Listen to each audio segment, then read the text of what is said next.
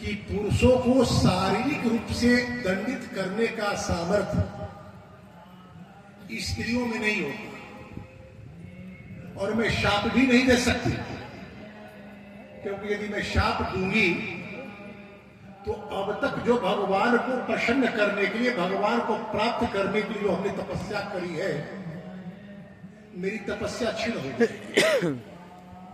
लेकिन तूने इस शरीर को स्पर्श किया है, इस शरीर को मैं रखूंगी नहीं। जोगाग्नि से अपने शरीर को जला दिया कहते हुए कि रावण, पुनः मैं जन्म लूंगी, अवतार लूंगी तुम्हारे वध के लिए। कुछ ही दिनों के बाद पुनरेव समुद्भूता पदवे पद्म समप्रभा तस्मात् अपि पुनः प्राप्ता पूर्ववत्तेन राक्षसा। वेदवती कमला बन के कमल पत्र के ऊपर अवतरित हुई, पद्म पुष्प की तरह शोभायमान। राक्षस राज रावण उस कमल पत्र पर अवतार ली हुई बालिका को पुनः प्राप्त किया, लेकर के गया लंका। लंका में अंग प्रत्यंग को देख करके भविष्य प्रकथन करने वाले सामुद्रिक शास्त्रवेता ज्योतिषी लोगों से पूछा कि इस कन्या के भविष्य के विषय में आप लोग बतलाएं। तो लक्षणज्ञो निरीक्षेव रावणं चैवमब्रवीत् गृहस्थै एषा हि सुस्त्रोणी तद्वधा एव दृश्यते। इस कन्या के अंग प्रत्यंग को देखने से ऐसा जान पड़ता है कि जिस गृहस्थ के यहाँ यह बालिका रहेगी, उस घर के गृहस्वामी का यह वध कर देगी। महाराज, कोई संसार में कितना भी बलिष्ठ हो, लेकिन अपने जीवन की चिंता तो उसे होती ही होती है। रावण उस बालिका को ले जाकर के समुद्र के जल में फेंक दिया। मिट्टी में दबकर महाराज जनक के द्वारा जग भूमि के शोधन के क्रम में हल के फाड़ से जो मिट्टी हटाई गई, उसी में वह बालिका मिली।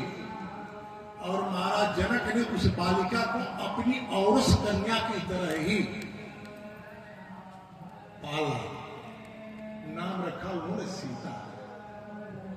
सीता की आयु मात्र 5 वर्ष की ही थी, और विश्व के बड़े बड़े दुर्धर्ष योद्धा राजा आकर के महाराज जनक से उस कन्या की याचना करना आरंभ कर दिए। इस कन्या को आप मुझे दे दो राजन, मैं इससे विवाह करूंगा। अब विचार करिए, 5 वर्ष की छोटी सी अवस्था की बालिका से कोई विवाह करने की उतावली पाले, ये कहीं से उचित जान पड़ता है क्या? भगवती सीता का जो विवाह हुआ, मात्र 6 वर्ष की आयु में ही विवाह हो गया था। आप पूछेंगे कि कैसे? तो जब रावण पंचवटी में सीता का हरण करने के उद्देश्य से आया, तो भगवती सीता उस समय बतला रही है कि जब मैं वन में आई तो मेरी आयु 18 वर्ष की थी और हमारे पति की आयु 25 वर्ष की। रावण ने जब कहा सीता से कि इस वन में इस वनवासी राम के साथ तुझे क्या सुख मिलेगा, लंका के ऐश्वर्य का भोग करने के लिए लंका चलो। सीता कहती कि रावण, अयोध्या के राज परिवार में रहते हुए 12 वर्षों तक मानवोचित जितने भी भोग हो सकते हैं, सारे भोगों को हमने भोगा है। अब गणित कर लीजिए, 12 वर्षों तक अयोध्या के राज प्रसाद में भगवती सीता अपने रहने की बात कहती है और वन आते समय वो कहती कि हमारी आयु 18 वर्ष की थी। तो 12, 6, 18 अर्थात 6 वर्ष की आयु में भगवती सीता का विवाह हुआ। देवी अनुसुईया से भगवती सीता कहती है कि जब मेरे विवाह की आयु हो गई तो हमारे पिता बड़े चिंतित होने लगे कि मैं अपनी कन्या का विवाह किससे करूं। 6 वर्ष की आयु में कोई अपने पुत्री के विवाह को लेकर के इतना उद्विग्न हो सकता है जैसा कि भगवती सीता बतला रही है। महाराज, भारतीय संविधान विवाह की एक आयु निश्चित किया है कि स्त्रियों का विवाह 18 वर्ष होने के बाद और पुरुष का विवाह 20 वर्ष होने के बाद। विवाह का यदि संबंध केवल और केवल शरीर से है तो संविधान के इन कानून की बात समझ में आती है, लेकिन हमारे सनातन धर्म में विवाह का संबंध शरीर से नहीं होता, विवाह का संबंध चेतना से होता है। विवाह की वेदी पर सप्तपदी के क्रम में 7वां पद देने के बाद वह कहता है सखे सप्तपदा भवम माम अनुव्रता भवम मम चित्तम तव चित्तम ते अस्तु। चैतन्य चेतना के धरातल पर विवाह होता है। ज्योतिष शास्त्र में विवाह की संभावित आयु का वर्णन किया गया है। जिस जातक के 7वें भाव के स्वामी अपने घर में हो या अपने उच्च के घर में हो और साथ ही शुक्र स्वक्री या स्वच्छ के हो तो ऐसे जातक का विवाह 6 वर्ष या 9 वर्ष की आयु में होना चाहिए। अब आप कहेंगे कि भारत ये कैसे? अभी कुछ दिन पहले एक तथागत नाम का विद्यार्थी 12 या 14 वर्ष की आयु में IIT में प्रोफेसर हो गया, जबकि आपके यहां माध्यमिक कक्षा में परीक्षा देने के लिए जो सरकार के द्वारा निश्चित आयु है 14 वर्ष। 14 वर्ष से कम आयु वर्ग के विद्यार्थी को माध्यमिक कक्षा का परीक्षा देने का अधिकार नहीं प्राप्त, रजिस्ट्रेशन नहीं होगा। ये सामान्य लोगों के लिए नहीं, लेकिन यदि आप में विशेषता है, आप विशेष प्रकृति के विशेष मस्तिष्क आपका है, जैसे कि तथागत का था, तो उस समय में एक व्यवस्था बनाई जाती है और तथागत के साथ जैसी व्यवस्था की गई वैसी व्यवस्था यदि किसी की चेतना कम आयु वर्ग में विवाह के योग्य हो जाए तो उसका विवाह कम आयु में नहीं करना चाहिए क्या? हम लोगों ने अभी देखा कि भगवती सीता भगवान विष्णु को पति के रूप में प्राप्त करने के लिए वेदवती के रूप में तपस्या कर रही है। रावण प्राप्त करने का प्रयास करता है, अपने शरीर का वो परित्याग करते हैं, लेकिन रावण को शाप नहीं देती कि उनकी तपस्या शरीर का क्षय हो जाएगा। जिस उद्देश्य से उन्होंने साधना की, तपस्या करी, उसका किसी प्रकार का परिणाम इस जीवन में नहीं मिला। जैसे कि आप पैसा बैंक में रखते हैं, यदि पैसा बैंक से कर्ज नहीं लेते, पैसा बैंक से निकालते नहीं, तो पैसा आपका बढ़ेगा नहीं उसमें। तो तपस्या की भगवती वेदवती कि भगवान विष्णु हमारे पति हो और उस जीवन में पति नहीं हो सके, तो उस तपस्या के पुण्य के साथ जब सीता के रूप में पुनः अवतरित हुई वेदवती, तो उस पुण्य का प्रभाव से कम आयु में भगवान की प्राप्ति होगी या नहीं होगी? दूसरी चीज, जिस तरह से विश्व के अनेकानेक राजा सीता को पाने के लिए महाराज जनक के ऊपर दबाव बना रहे थे।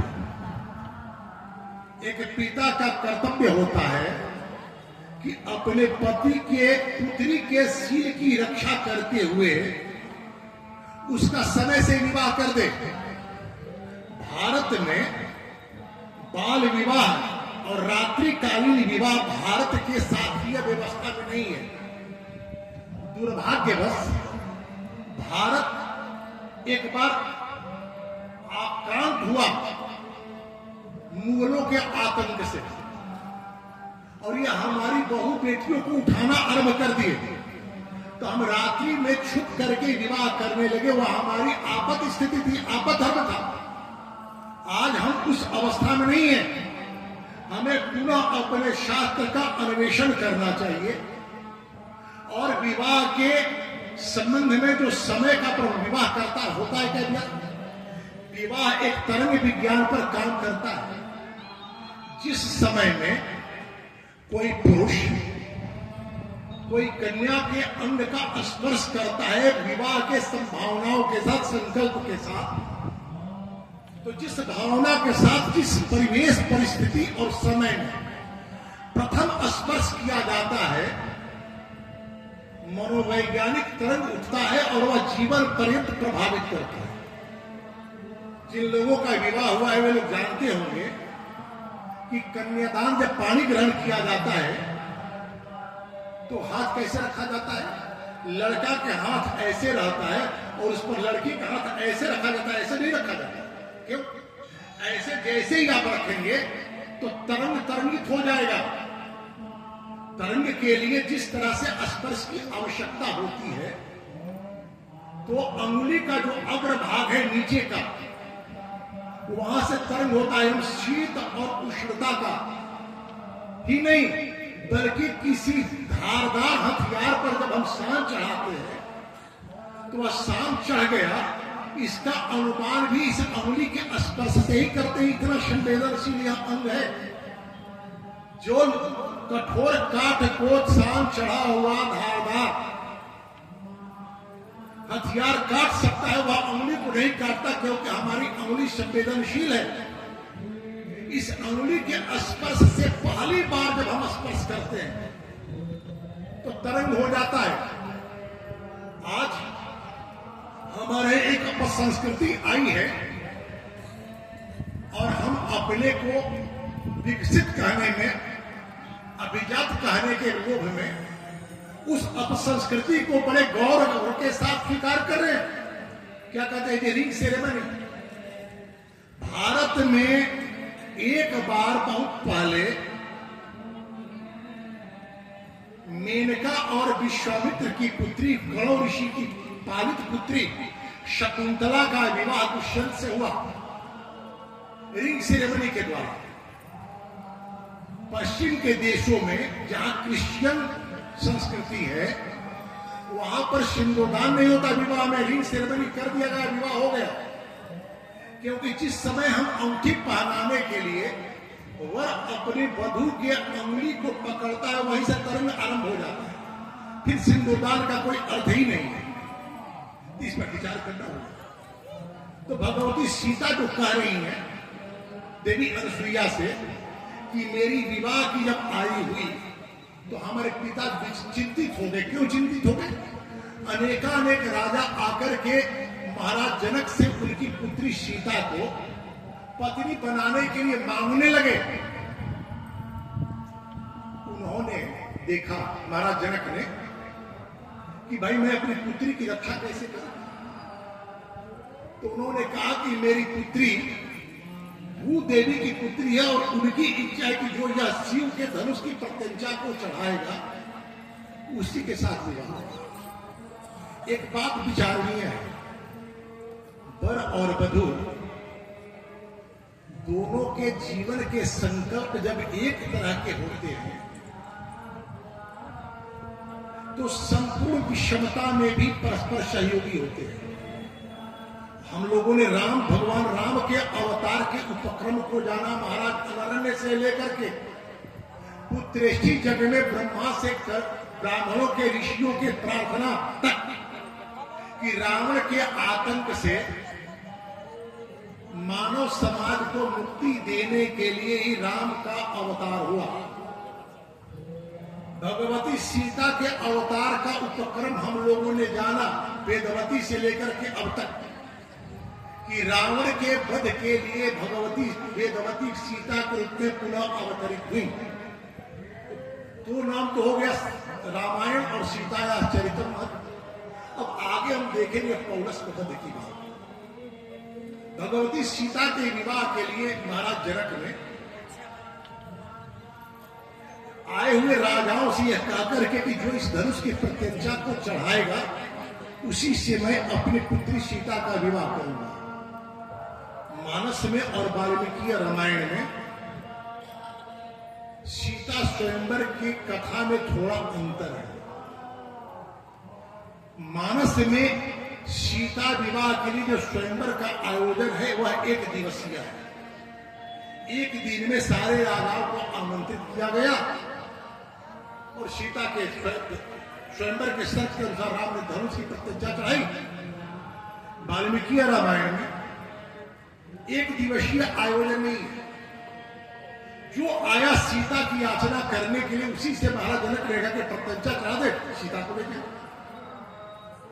सारे राजा असफल हो गए। राजाओं ने हार नहीं मानी, जनकपुर को घेर करके बैठ गए। महाराज जनक से युद्ध किया राजाओं ने। गोस्वामी तुलसीदास जी लिखते हैं, रावण बाण छुआ नहीं चापा, हार ही सकल भूप करी दापा। बाणासुर उस समय था नहीं। लोग कहते हैं इसका अर्थ कि रावण और बाणासुर भी जब धनुष को नहीं उठा सका तो लोग हार मान गए। भूप शास्त्र 1 ही 12 लगे, 58 तरह ही न टारा। बाणासुर तो उस समय था ही नहीं, द्वापर में कृष्ण अवतार के समय में था। रावण बाण छुआ नहीं चापा, रावण ने इस धनुष और बाण को छुआ ही नहीं, क्योंकि वेदवती के शाप, अनरण्य की व्यवस्था और सीता वेदवती जब कमल पत्र पर आई तो लेकर के जो लंका गया और लंका के लक्षण शास्त्रियों के द्वारा यह बात जब बतलाई गई कि जिस घर में यह कन्या रहेगी उस घर के गृह स्वामी का वध करा देगी, तो उसने तो उस वेदवती को जो कमल पत्र पर आई थी फेंक दिया। फेंकने के बाद भी रावण पीछा करता है। और जब महाराज जनक के वह सीता बनकर के आई तो रावण सोचना आरंभ किया कि आखिर इस कन्या का विवाह किसके साथ होगा। तो जनकपुर में वह आया है सीता स्वयंवर के अवसर पर, लेकिन बाण को छूने चढ़ाने के लिए नहीं, क्योंकि इतना भयभीत है वेदवती के शाप से लेकर के लक्षण शास्त्रियों के कथन के द्वारा कि सीता से विवाह करने का तो सोच ही नहीं सकता, क्योंकि उसे अपने प्राण का भय है। आता ये देखने के लिए कि इस कन्या के साथ किसका विवाह होता है, और वो देख लेता है कि इक्ष्वाकु वंश में अवतार लिए दाशरथी राम ने ही प्रत्यंचा को चढ़ाया है। अनरण्य की बात उसे पुनः स्मरण हो आती है। और इधर 12 वर्षों तक भगवती सीता जैसा कि रावण से कही अयोध्या रहती है। राम के साथ 14 वर्ष के वनवास के लिए जाती हैं। 13 वर्ष का समय व्यतीत हो जा चुका है। 12, 13, 25 इतने दिनों तक राम का वध नहीं करा पाई सीता। तो रावण सोचता है या तो लक्षण शास्त्रियों ने यह बात गलत कही है, अन्यथा जिस विष्णु से विवाह करने की बात कही थी वेदवती, यह राम और कोई नहीं है, वह विष्णु ही है। ये सारी बातों को निर्णय किया। यह प्रश्न हम लोग बाद में सुनेंगे, थोड़ा हमने केवल संकेत किया। अब हम विचार करें भगवान राम और सीता के विवाह, क्योंकि भगवान श्री राम के अवतार का उद्देश्य भी पौलुस के रावण का वध करना है, और भगवती वेदवती सीता के रूप में जो अवतरित हुई, इनका भी उद्देश्य रावण का वध करना है। रावण वध के उद्देश्य से दोनों का अवतार हुआ, दोनों का विवाह होना चाहिए, क्योंकि समान संकल्प के लोग जब साथ होते हैं तो सहयोग करते हैं। भगवान श्री राम को महर्षि विश्वामित्र महाराज दशरथ से याचना कर बक्सर के सिद्धाश्रम में जो राष्ट्र यज्ञ का आयोजन किए हुए विश्वामित्र है, उसमें अनेकानेक राक्षसों के द्वारा विघ्न उत्पन्न किया जा रहा है। इन राक्षसों से अपने यज्ञ की रक्षा के लिए अनेकानेक राजाओं से महर्षि विश्वामित्र ने सहायता मांगी, लेकिन रावण का जो आतंक था, रावण के सामने कोई राजा शस्त्र उठाने का सामर्थ्य नहीं रखता था। सिद्धाश्रम से चले गए अयोध्या। महाराज दशरथ महर्षि विश्वामित्र की बुरी बुरी अभ्यर्थना की, उनकी पूजा की, आने का उद्देश्य पूछा। जैसे ही राम और लक्ष्मण की याचना की बात कही महर्षि विश्वामित्र ने, महाराज दशरथ के जीवन पर तो तुषारपात हो, समझाने लगे कि महर्षि अभी राम का छुरी का बंधन संस्कार नहीं हुआ है, अभी यह बालक क्षत्रिय नहीं हुआ। संस्कार के द्वारा क्षत्रिय कुल में जो बालक जन्म लेता है तो 16 वर्ष के आयु में उसके छुरिका बंधन संस्कार की व्यवस्था शास्त्र में दी गई है। जब तक उसका छुरिका बंधन संस्कार नहीं हो जाता, वह क्षत्रियोचित दायित्वों का निर्वाह करने के लिए उसे बाध्य नहीं किया जा सकता। महर्षि विश्वामित्र, महर्षि वशिष्ठ वहीं बैठे थे, उनके ओर संकेत कर महाराज दशरथ से विश्वामित्र कहे कि राजन, यदि आपके आचार्य महामंत्री जो वशिष्ठ हैं, इनकी सम्मति आप ले लें। यदि ये कहें आप राम को भेज दें, यदि न कहें आप न भेजें। महर्षि वशिष्ठ ने महाराज दशरथ को यह बात समझाई कि राजन, महर्षि विश्वामित्र सारे शस्त्रों का प्रयोग करने में समर्थ हैं, क्योंकि इन्होंने छात्र धर्म का परित्याग कर ब्राह्मण धर्म को स्वीकार कर लिया है, और ब्राह्मण धर्म को स्वीकार करने के कारण ये शस्त्र का प्रयोग न करने की इन्होंने प्रतिज्ञा लिया, संकल्प लिया। मैं तो यही कहूंगा कि आप यदि राम को महर्षि के साथ भेजते हैं तो आपके सारे उद्देश्य पूर्ण हो जाएंगे। सारे उद्देश्य, हर माता पिता अपने बच्चों का एक आयु में विवाह करने की इच्छा करते हैं। किसी बच्चे, आपके पुत्र और पुत्री के गुण और दोष के विषय में जब तक समाज विज्ञ नहीं हो जाता, उसके विवाह के लिए कोई प्रयास करेगा जी।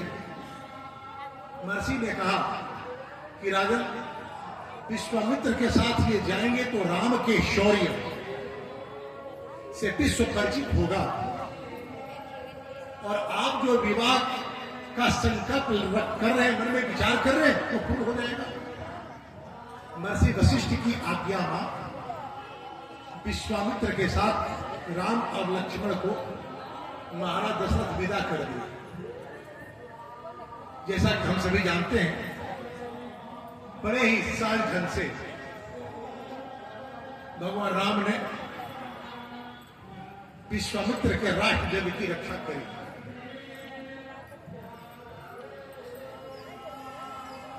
हमारे शास्त्र कहते हैं कि स्त्रियां सर्वथा अबद्ध होती हैं। स्त्रियों को शारीरिक दंड नहीं दिया जाता, लेकिन आपको आश्चर्य होगा कि राम का छात्र धर्म का आरंभ जो हुआ विश्वामित्र की आज्ञा से, एक स्त्री वध के द्वारा ही। स्त्री का अर्थ क्या होता है? किसी दार्शनिक ने कहा कि जिस पुरुष में स्त्री का गुण आ जाए, वह पुरुष महात्मा हो जाता है। स्त्री का गुण क्या होता है? स्त्री तो क्या है? क्षमा, धैर्य और करुणा स्त्री का स्वाभाविक गुण होता है। उसी दार्शनिक ने कहा कि जिसने कहा कि जिस पुरुष में स्त्री का गुण आ जाए वह महात्मा हो जाता है, उसी दार्शनिक ने कहा कि जिस स्त्री में पुरुष का गुण आ जाए वह कुलटा हो जाता है। कुल का अर्थ क्या होता है? कुल का अर्थ होता है किनारा, मर्यादा, वंश परंपरा। पुरुष का गुण क्या है?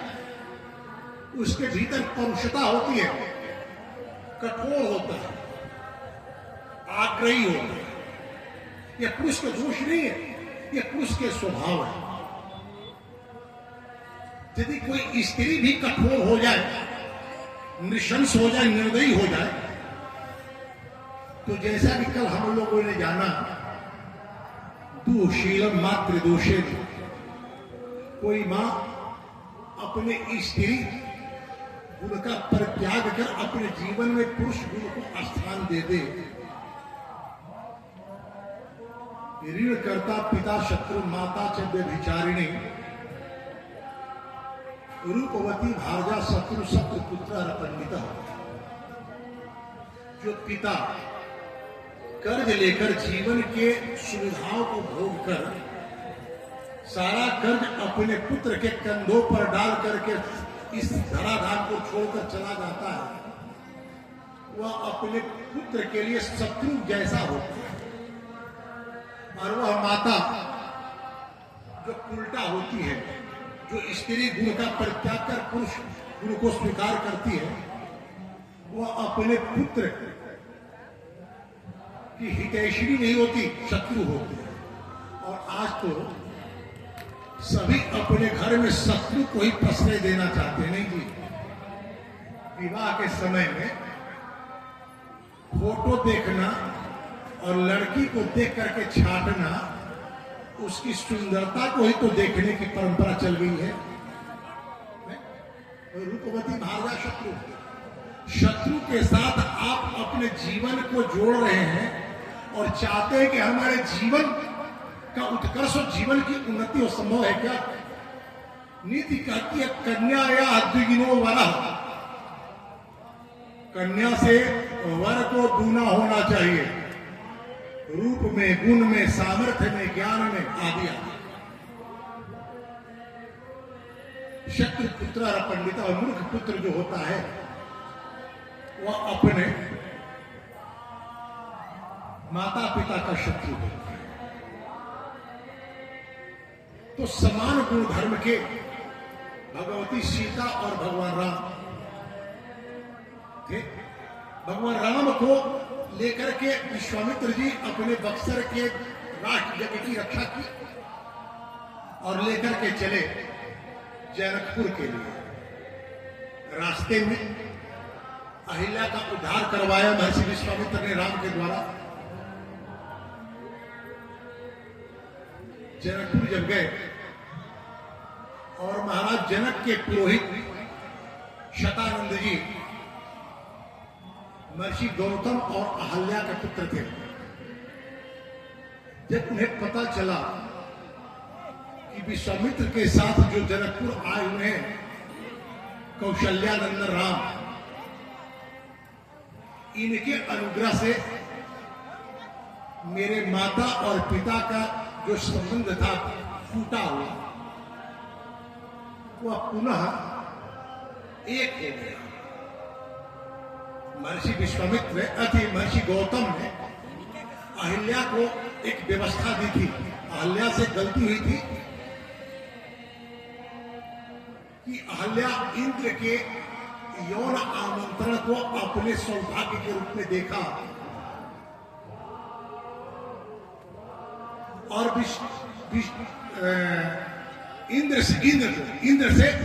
इंद्र के आमंत्रण को अपने सौभाग्य के रूप में माना। और ये कहीं अहिल्या कि हमारे पति महर्षि गौतम बड़े ही क्रोधी हैं, उनसे आप अपनी रक्षा तो करें ही करें, हमारी भी रक्षा करें। महर्षि गौतम ने इंद्र को तो शापित किया, लेकिन अहल्या को उन्होंने शाप नहीं दिया।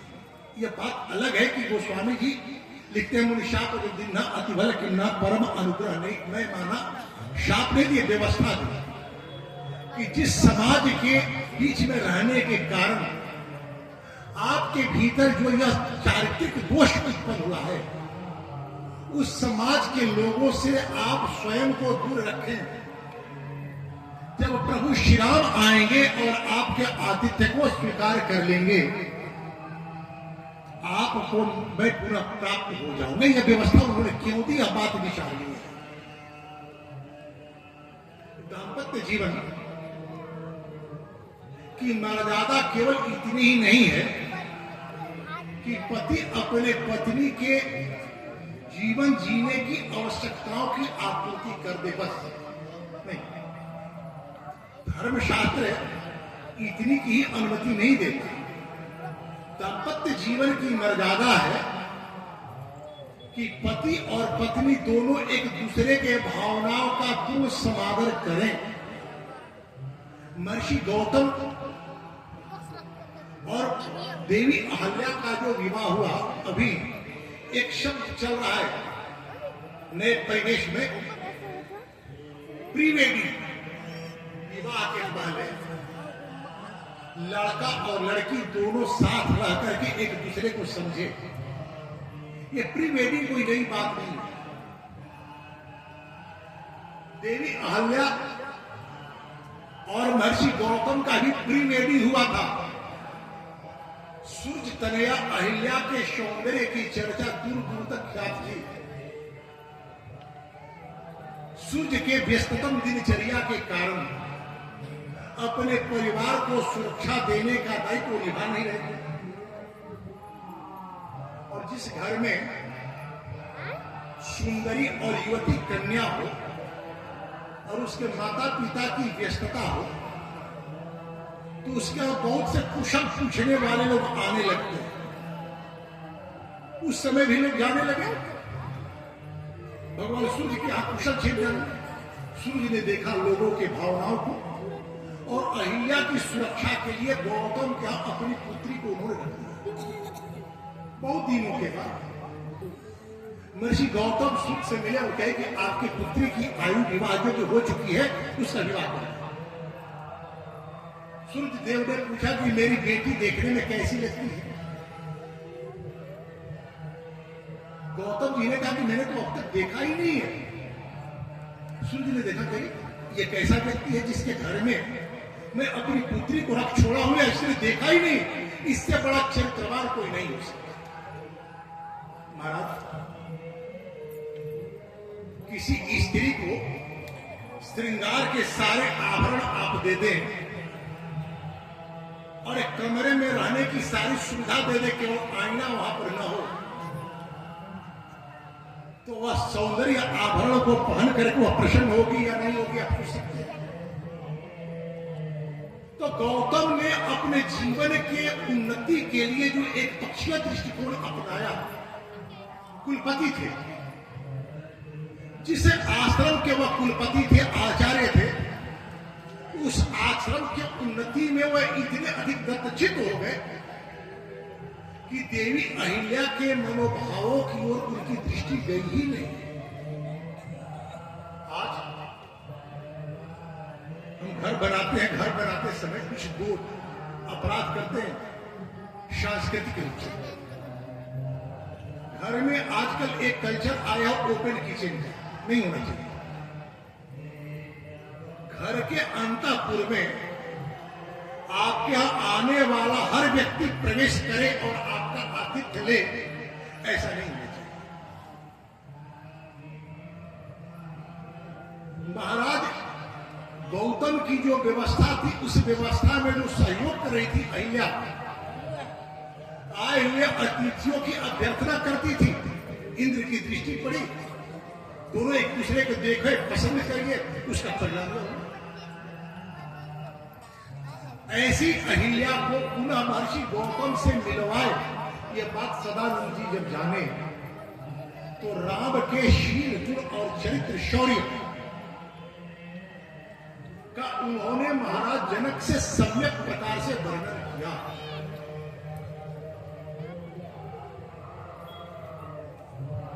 जिस प्रकार की युवक की खोज थी राम महाराज जनक को अपनी पुत्री के लिए कि ऐसा पुरुष मिले जो स्त्रियों का सम्मान करना जानता हो। वो स्वामी जी लिखते हैं, सकल गुण दोष में विश्व की न करता, संसार में कोई ऐसा व्यक्ति नहीं होगा जिसमें केवल और केवल गुण हो। कोई ऐसा व्यक्ति नहीं होगा जिसमें केवल और केवल दोष हो। अब विचार मुझे करना है हंस संस्कृति के अनुसार कि हम गुणग्राही बने और दोष को छोड़ दें। भगवान राम भगवती थी देवी अहिल्या को जो महर्षि गौतम से मिलवाए शतानंदी के द्वारा, महाराज जनक ने जब यह बात जानी तो सीता के योग्य राम ही हो सकते हैं, इस बात को लेकर के उद्देश्य अब धनुष की प्रत्यक्षा चढ़ाने की औपचारिकता बढ़ गई। महाराज जनक जिस प्रकार के सीता के लिए वर की खोज कर रहे थे, उसी के लिए तो धनुष यज्ञ की प्रत्यक्षा, धनुष यज्ञ का आयोजन किया था। लेकिन अब धनुष बिना तोड़े, प्रत्यक्षा बिना चढ़ाए यदि सीता का विवाह कर देते हैं राम से, तो महाराज जनक की अपकीर्ति होगी। वैसे विश्वामित्र से विशेष रूप से उनके साथ आए हुए अयोध्या की इन दोनों राजकुमार के विषय में महाराज जनक ने जिज्ञासा करी।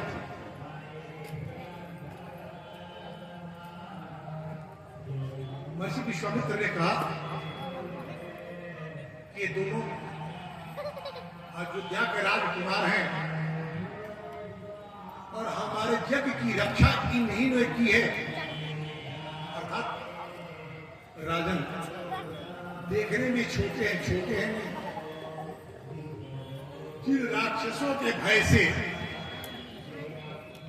हमारे सहायता की याचना को सारे राजाओं ने अनसुना कर दिया कि रावण के द्वारा संपोषित राक्षसों के ऊपर यदि हम शस्त्र का प्रयोग करेंगे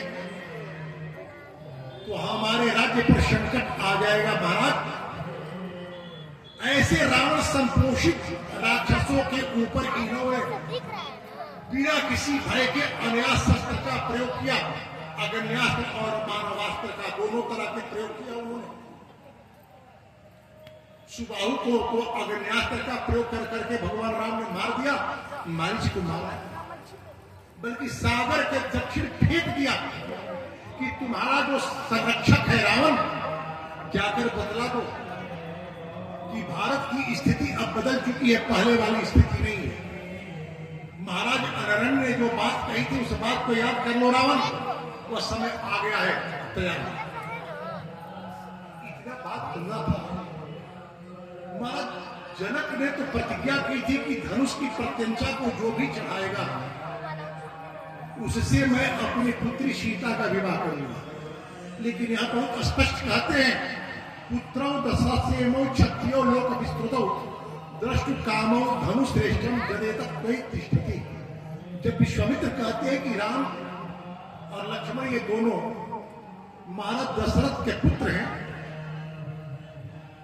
और आप जिस धनुष को विवाह के लिए रखे हैं कि जो प्रत्यंचा चढ़ाएगा उसके साथ विवाह किया जाएगा सीता का, उस धनुष को देखने की इन लोगों की इच्छा है। महाराज जनक कहा यद्यस्य धनुषो राम कुर्यात् आरोपणम ने सुताम आयो निजाम सीताम दद्याम दासरथे। वहां दो योद्धा है, राम और लक्ष्मण, दोनों धनुधर हैं। लेकिन महाराज जनक कहते हैं कि यदि दशरथ पुत्रों में राम, लक्ष्मण की बात नहीं करते, यद्यस्य धनुषो राम कुर्यात् आरोपणम मुने, यदि राम धनुष की प्रत्यक्षा को चढ़ा देते हैं तो सूताम अयोध्याम सीता दत्याम दास रथे हम, दशरथ पुत्र राम को अपनी अयोध्या सीता में दे दूंगा। राम से ही सीता के विवाह करने की बात करते हैं लक्ष्मण से, इसका कोई कारण हो सकता है?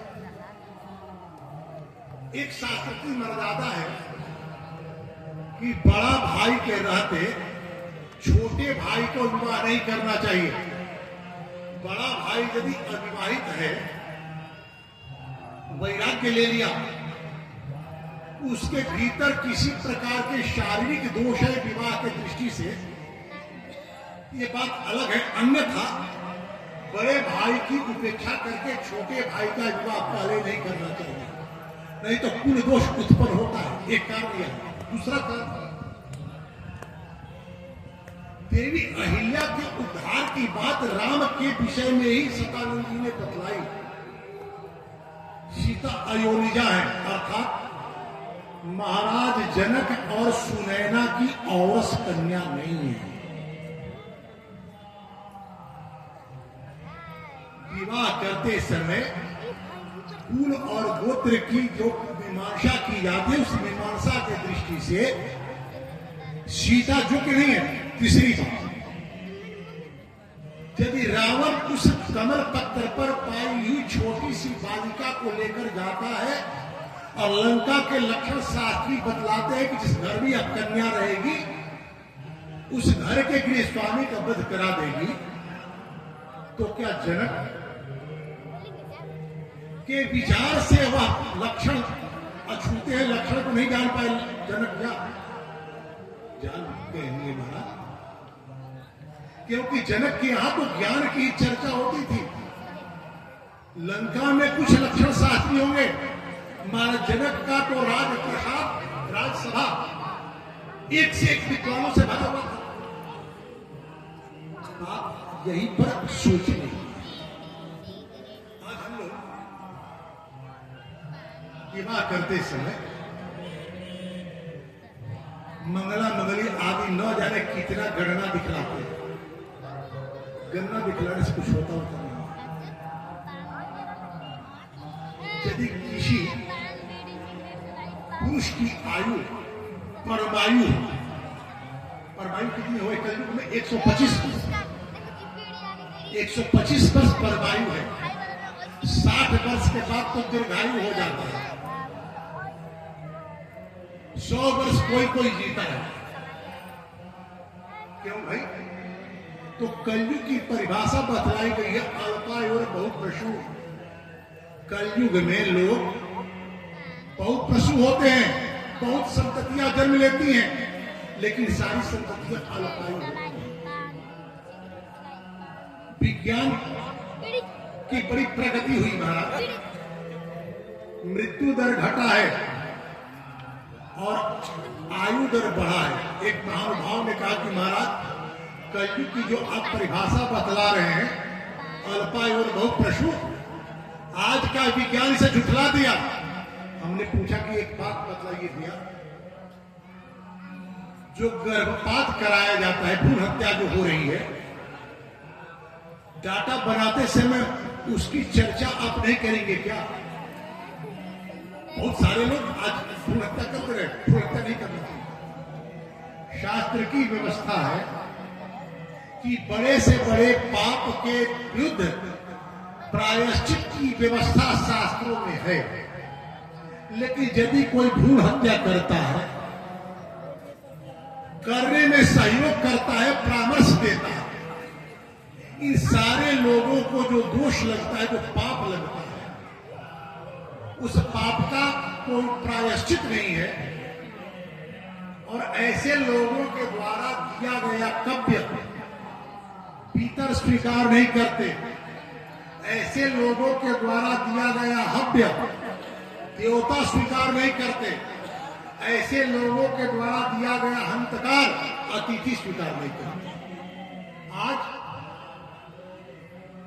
यज्ञ की स्थिति बढ़ गई है, यज्ञ अधिक हो रहा है, कथाएं खूब हो रही हैं। पितृपक्ष में गया जाने वालों की तादाद देखी जा सकती है। आश्विन और चैत में विंध्यवासिनी की यहां भीड़ है, सावन में बाबा बैजनाथ का भीड़ है, सारे लोग जा रहे हैं, फिर भी लोग कहते कि महाराज पूजा कर रहे हैं, फल नहीं मिला, कहां से मिलेगा? आपने कहीं ना कहीं किसी के भ्रूण हत्या में सहयोग किया है, परामर्श दिया। भ्रूण हत्या इतना बड़ा पाप है। अल्पायु और बहुत पशु, कलयुग में लोग अल्पायु होंगे और बहुत पशु होंगे। महर्षि विश्वामित्र से ये कहते कि यदि राम इस धनुष की प्रत्यंचा को चढ़ा दे तो इनसे मैं अपनी कन्या का विवाह करूंगा। क्यों? कि सीता की कुलीनता, क्योंकि महाराज जनक की औरस कन्या नहीं थी, एक। दूसरा कारण कि भगवती सीता को प्राप्त करने के लिए जो इतने सारे राजा आकर के बैठे हुए हैं, जनकपुर पर घेरा डाले हुए हैं कि यदि आप मुझे नहीं दे रहे हैं, मैं धनुष की प्रत्यंचा नहीं चढ़ा पाया, जो विवाह करेगा उसको मार करके सीता का हम हरण कर लेंगे। ऐसे सीता की रक्षा के लिए ऐसे व्यक्ति की आवश्यकता है जो निर्भीक हो, शस्त्र प्रयोग में कुशल हो और शास्त्र भी अधीत किए हुए हो। हमारे चतुर्भुज स्वामी आ गए, एक शब्द के बाद मैं वाणी को विराम दूंगा। मूल रामायण में देवर्षि नारद जी से महर्षि वाल्मीकि जाकर जब पूछते हैं पूर्णमश्मी शांति लोके गुरुमान कस्य ब्रियवन आदि आदि, तो इसी राम के विषय में कहते हैं देवर्षि नारद इक्ष्वाकु लोकपुण्य राम नाम जाने सुनता। इक्ष्वाकु वंश में अवतार लिए राम सर्वप्रिय हैं और क्रोध कर ले तो देवता भी उनके क्रोध का सामना नहीं कर सकते। और विश्वामित्र जी ने बतला दिया कि बड़े बड़े राक्षस जिनके भय से आप सामने नहीं जाते, उन राक्षसों का इन्होंने वध किया है, उनको हटा दिया है, खेत दिया है। और शतानंद जी के द्वारा वो जान गए कि यदि भावनात्मक रूप से यदि किसी स्त्री से कोई अपराध हुआ हो, जैसा कि अहिल्या से हुआ, उनको भी पुनः सम्मान पूर्वक समाज में जीने की पात्रता इन्होंने प्रदान की है। ऐसे गुणी पुत्र व्यक्ति से कोई भी व्यक्ति अपनी कन्या का विवाह करेगा, इसे चर्चा कर एक बार भगवान के नाम का संकीर्तन। श्री कृष्ण गोविंद हरे मुरारे, हे नाथ नारायण वासुदेव। श्री कृष्ण गोविंद हरे मुरारे, हे नाथ नारायण वासुदेव। प्रेम से बोलिए स्वामी जी महाराज की जय, जगदीश भगवान की जय, श्रीमद् वाल्मीकि रामायण की जय, जय जय श्री सीताराम।